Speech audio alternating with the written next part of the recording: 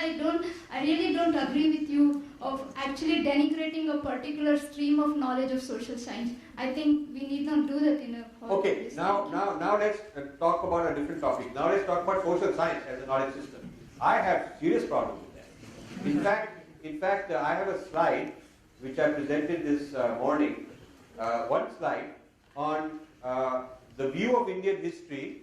One column was social science view, and the other column was science and technological view. If you look at India through the lens of science and technology, what do you get about India? Progress, practical, advancing, rational. You get all those ideas.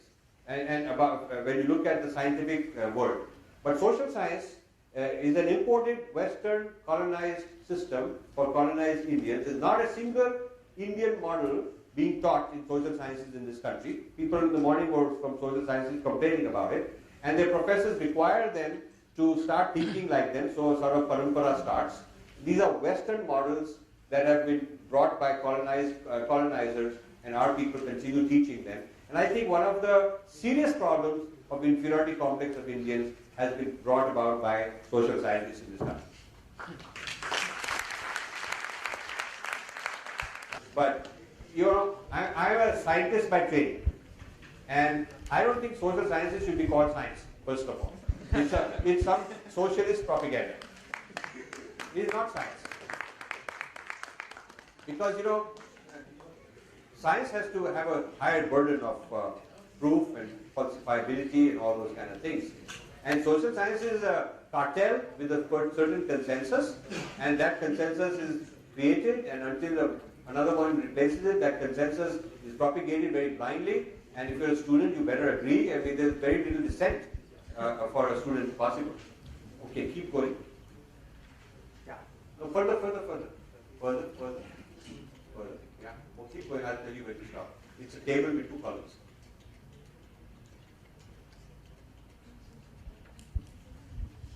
Yeah, this one. This one. So, this is our discussion. So, importance of history of science and technology today. The social sciences idea of Indianness compared with the people who are from a scientific background looking at science and technology, their idea of what is ancient India.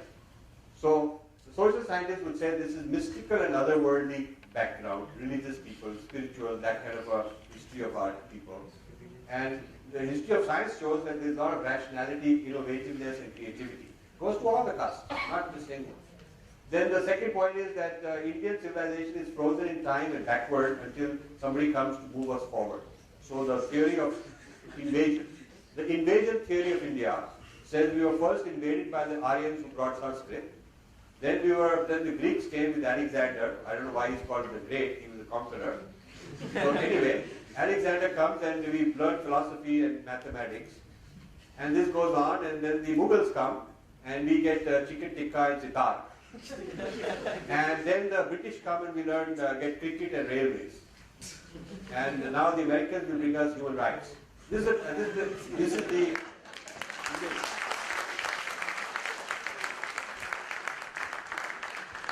and this is so endemic among Indians. When they're having a political discussion in America, they're saying, Acha, so you don't like America, so should we go with Russia? So I say, why do you have to go with anybody? So then somebody else says, I think China can have. So somebody will say, hey, we should reunify with Pakistan. We should make Pakistan. But we are nobody as ourselves. We don't believe that we can be ourselves. We have to be adopted by somebody as an orphan. And I don't see that complex among Chinese. I do not see Chinese social scientists and social theorists going around the world propagating Hamara ye problem. I mean, Chinese are a proud people. They're taught from childhood. Every Chinese is taught about the history of China's science and technology, China's greatness, and they are all trained to represent that. We are taught कि वो तो chauvinist बोल देंगे, fascist बोल देंगे आपको. Please मत बोलना, आराम से बोलना, ज़्यादा मत बोलना. And this kind of a thing I get only when I'm talking in India. I do not get this problem anywhere else, even if I'm talking about India in this way. Chinese will invite me to speak about India and they'll be very happy that I'm talking like this. You know, I was chair of Asian Studies in the state of New Jersey. They appointed a commission to introduce Asian Studies in the school because I convinced them that this 10 years ago, that the future generation of American kids will have to deal with Asia. So rather than teaching them a lot about Europe and Europe and Europe, we should also teach them about Asia. So they put this Asian Studies Commission, and they made me the commissioner, the chairman of that. So the goal was to design a new curriculum and introduce Asia into the school system. So I put out a lot of positive things about Asia. One of them was that they were teaching a course in the schools on spread of civilization. And the only civilization spreading was Western. Yeah. West went to this place, West conquered them, went west to every West spread everywhere. And so the spread of civilization meant Westernization. So I said, what about spread of Asian civilization? So at first they said, theek hai, they wanted to be very politically correct. But then they later came back and said, what spread? Who spread? What is Asian? Did Asian civilization ever spread? Sir, can you tell me the name of the king and the commander and the army and who did they conquer? So I said, that's the problem. You guys think spread of civilization means conquest. So you're looking for conqueror. And you can't find an Asian conqueror, so you don't know it spread. So I said, the way Asian civilization spread is Buddhism went from India to China, to Japan, to Mongolia, to Korea, to all these ASEAN countries. It spread across an area 5 times the area of Europe with no army, no conqueror. No king went and appointed governors, no one collected taxes. So you should give American students a counter-example that, civilization spread one way through the Europeans, it spread another way with Asians. They did not use the same methods, and yet it spread. So the spread of civilization is, the Asian model is a different model. They were very happy. So like this, I was introducing ideas. Now, 2 other Indians were on this committee. So you know where I'm going. They raised his hand and said, but sir, can we really teach this? Shouldn't we tell them we have class problem? And shouldn't we tell them this and that? Or this was the problem.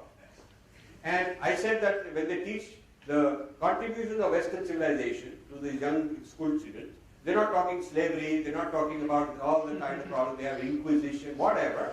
They're talking about the greatness, they're talking about Einstein and Newton and Aristotle, and they're talking about those things. So when we are teaching about the Asian, we're going to teach all kind of good things. So these guys had very serious problem because they were from social science. These 2 guys.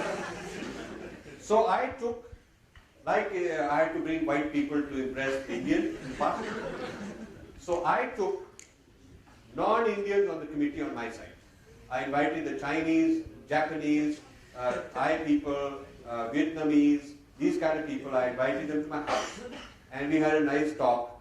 And I convinced them that we should match the positive spin on Western civilization. We should bring all these positive ideas on Asian civilization. And when we talk about science and technology, I had people tell me about Chinese contributions and Japanese contributions. So I added Indian contributions. We had a nice Asian science and technology section. So we were quite prepared. So I told them that, but I have these Indian guys. This is an Indian inferiority complex. I say this, there will be problems. You guys talk. So the Chinese stood and defended my ideas on how to teach Asia and India in a positive way. Chinese did that. Japanese agreed. We had a vote, and the 2 Indians abstained. And from that moment onwards, they never showed up again. So I have always had this problem with these social science type people. Because, and I don't have problem with the Chinese or the American or anybody else being convinced, but Indian guy carries this huge baggage of guilt and burden on his shoulders because he's been taught, wherever we go, we have to show what a bunch of lousy people we are. This is the problem with social science. So then the other thing is, I've coined the phrase, caste, dowry, sati, human rights is the image of India. And on the right side, there is also pluralistic. There's a lot of huge pluralistic respect for diversity in India and interdependent communities, which is part of Indian fabric of society that also needs to be talked about. And then the next one is knowledge came from invaders. This is the social science model. The knowledge came from invaders. So we were basically all violent people fighting, exploiting each other. Whereas the history of Indian science and technology lens says that we also had mathematicians, we also had great scientists, we had doctors, we had agricultural people, we had metallurgists. So when we write about the history of India, we should also write about Indian knowledge systems and not about kings killing each other and armies invading each other, which is how typically Indian history has been taught. At least when I was there, that's all we taught. We didn't learn any one thing about Indian knowledge systems, but we all had who conquered whom and who fought whom is what Indian history is all about. Like a bunch of rats killing each other. Okay? And then this British made a nation. I'm writing a whole book on pre-colonial ideas of India, of unity, about unified geography, the trading systems internal to India, the knowledge systems, the symbols, the stories, how they travel, which comprise the nation. And then the lacking self-esteem and afraid of the future. This is the social science influence on our youth is very negative, very really shaken their confidence. And what History of Indian Science and Technology project I'm doing tries to do is to build a generation of people who are confident and competitive and says we can be on the world stage as good as anybody else and we have a right. We have problems too. So do they. I mean, Chinese don't go around saying, you know, we have a human rights problem in Tibet, we shouldn't be talking about our greatness. Chinese don't talk like that, you see. And then there is this view that the social science people, I feel, are defensive and closed. And generally, people who are scientific trained rather than social science trained tend to be more open. So this is my biased personal assessment of social science.